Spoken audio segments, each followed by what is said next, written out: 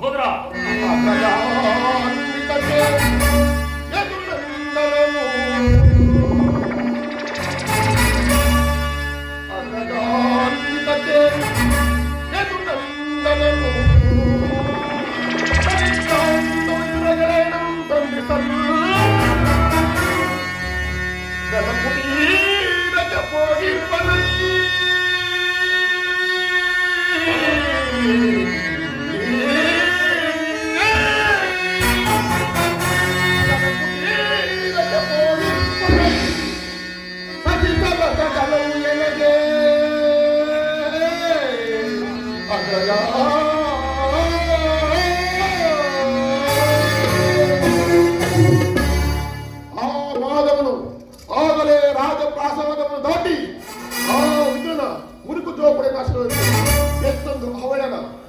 ಅವಹೇಳನವಲ್ಲ ನನ್ನ ಪ್ರಿಯ ಸಹೋದರ.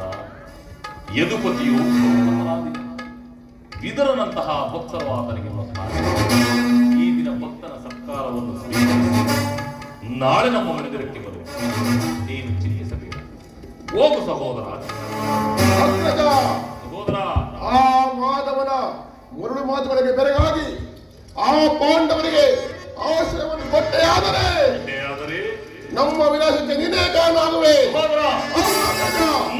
ಆ ಕೊಲನಿಗೆ ಸತ್ಕಾರವಂತೆ ಸತ್ಕಾರ ಎದಗೊಪ್ಪದು ಒಪ್ಪದು ಒಪ್ಪಲಾಗದು.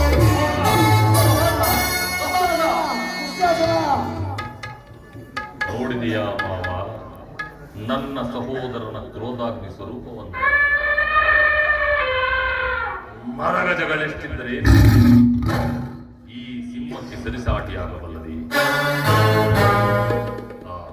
ಅದಿರಲಿ, ಈಗೇನು ಮಾಡುವುದು ಮಾವ? ಕೃಷ್ಣನ ಸಂತಾನಕ್ಕೆ ಸಂಬಂಧಿಸುವುದೇ ಅಥವಾ?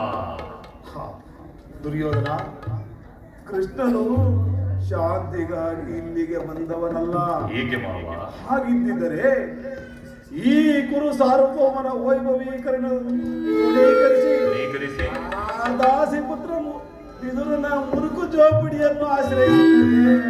ಪ್ರಾರಂಭದಲ್ಲೇ ಸಹಿಸಲಾಗದ ಅಪಮಾನ, ಭಕ್ತಿ ವೈರಾಗ್ಯಗಳ ನೆಪದಿಂದ ವಂಚಿತನಾಗಿ ಈ ಅಪಮಾನವನ್ನು ಹೇಗೆ ಸಹಿಸಬೇಕು?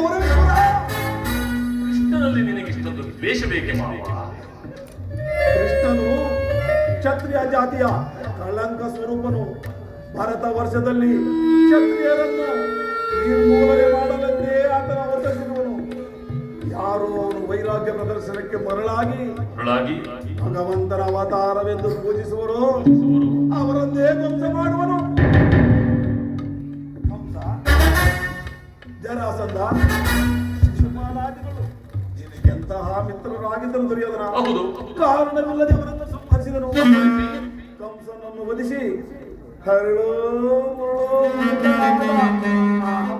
ಸೇನನನ್ನು ನೆಪ ಮಾತ್ರಕ್ಕೆ ಸಿಂಹಾಸನದ ಮೇಲೆ ಕುಳ್ಳರಿಸಿ ಸಹೋದರನನ್ನು ಪಾನಪ್ರಮತ್ತನನ್ನಾಗಿ ಮಾಡಿ ರಾಜ್ಯ ಲಕ್ಷ್ಮಿಯನ್ನು ತಾನು ವಹಿಸಿಕೊಂಡನು.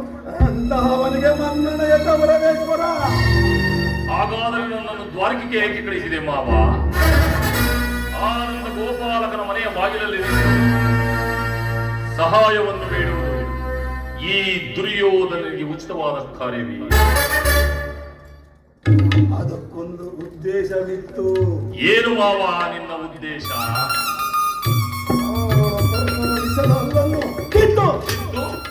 ಬಳಿಕ ಅದರೊಡನೆ ಸರಸವಾಡಬಹುದಲ್ಲವೇ? ಕೃಷ್ಣನಿಗಿಂತ ವಿಜಯೋನ್ಮತ್ತವಾದ ಯಾದವ ಸೈನ್ಯವು ನಿನಗೆ ಹೆಚ್ಚು ಅವಶ್ಯಕವಾಗಿತ್ತು. ಕೃಷ್ಣನೊಂದು ವೇಳೆ ಸೈನ್ಯ ಸಮೇತನಾಗಿ ನಿನ್ನ ಪಕ್ಷವನ್ನು ವಹಿಸಿದ್ದರೆ ಕೃಷ್ಣ ನೀನು ನನಗೆ ಬೇಡ, ನಿನ್ನ ಸೈನ್ಯ ಮಾತ್ರ ಸಾಕೆಂದು ನಿಸ್ಸಂಕೋಚವಾಗಿ ಹೇಳಬಹುದಾಗಿತ್ತು. ಆ ಅರ್ಜುನನು ನಿನ್ನನ್ನು ಆ ಸಂಕಟದಿಂದ ಪಾರು ಮಾಡಿದನು. ಕೃಷ್ಣನು ನೀನು ಹೇಳುವಂತಹ ವಂಚಕನಿರಬಹುದು, ಆದರೆ ಅವರ ಮೇಲಿನ ದ್ವೇಷದಿಂದ ಪಾಪ ಆ ಪಾಂಡವರನ್ನು ಇರಿಸಬೇಕಾಗುವುದಲ್ಲ. ಪುಣ್ಯ ದಯೆ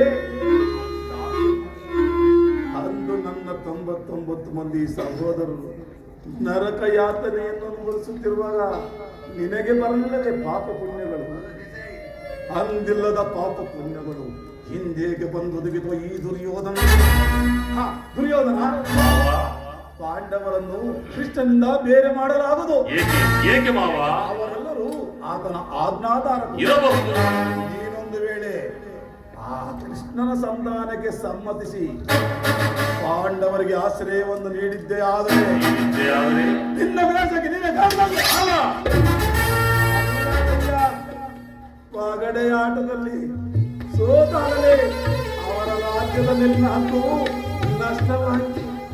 ಪುನಃ ಅವರನ್ನು ಮುಂದುವರೆದನು.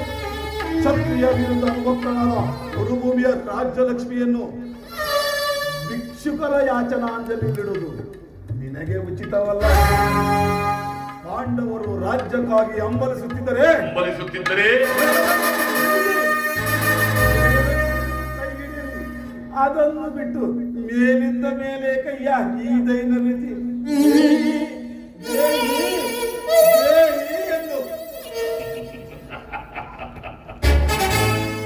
ಸರಿಯಾಗಿ ಹೇಳಿದೆ ಸೋಮಲ ರಾಜ. ಯುದ್ಧದ ಹೊರತಾಗಿ ಆ ಪಾಂಡವರಿಗೆ ಭೂಮಿಯನ್ನು ಸಹ ಕೊಡುವುದಿಲ್ಲ.